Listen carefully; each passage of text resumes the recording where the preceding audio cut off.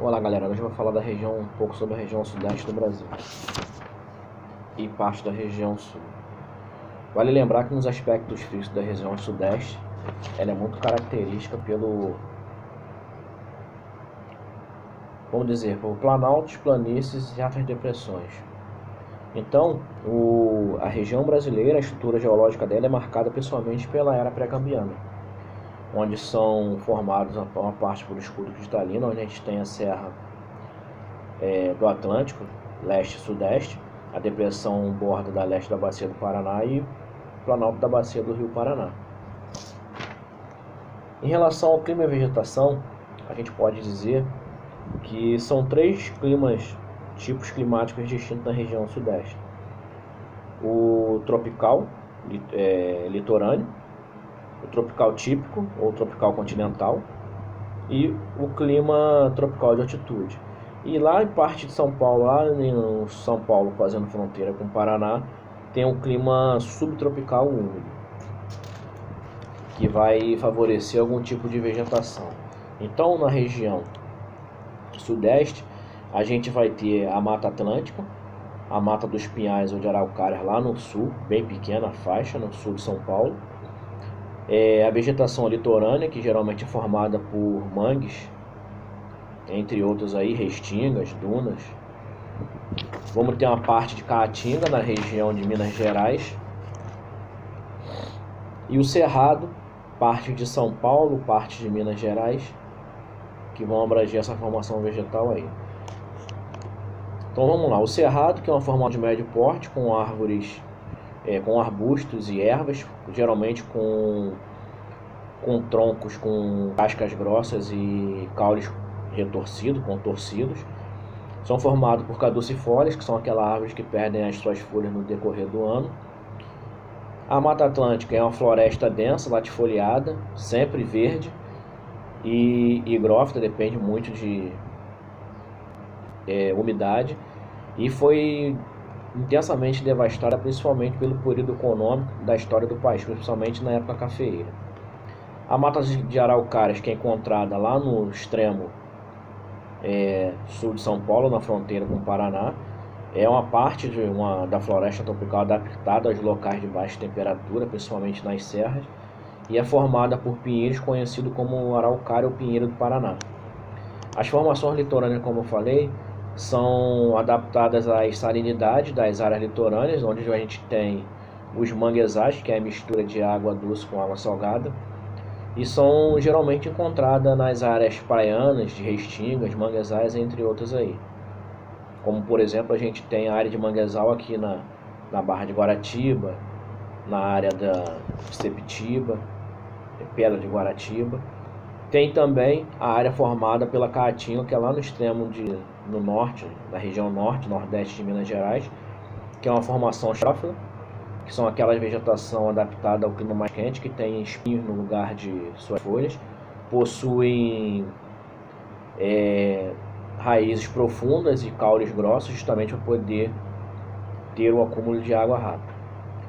Na hidrografia, a gente tem destaque para a bacia do Paraná, bacia do São Francisco, que em determinados lugares são navegáveis, a bacia do leste e a bacia do sul-sudeste, abrange a região do sudoeste de São Paulo. A bacia do São Francisco abrange uma grande parte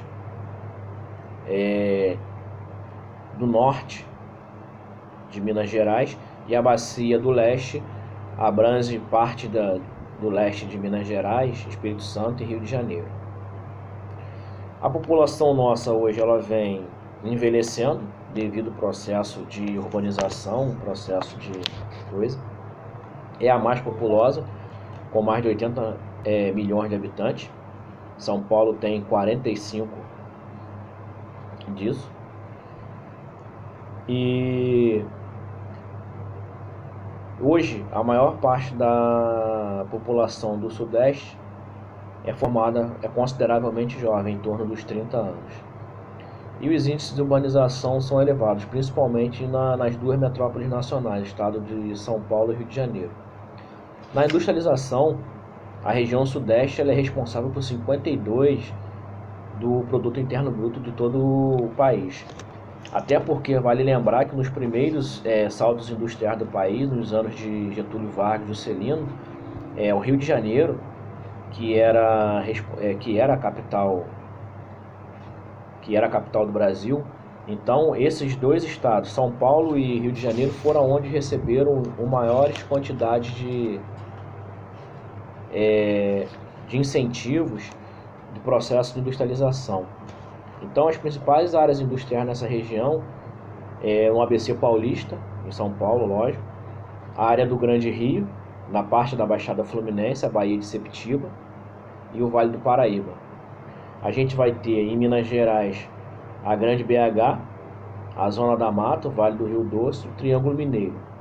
Então, são centros industriais que vêm passando um processo de interiorização para poder tentar minimizar a sobrecarga no interior. E isso acaba acontecendo que hoje várias empresas acabam vindo para cá devido à facilidade, à maior praticidade de escoamento de mercadorias. E na agropecuária vale destacar na região sudeste o cultivo de amendoim, milho, a criação de bovinos e suínos, a própria laranja em São Paulo,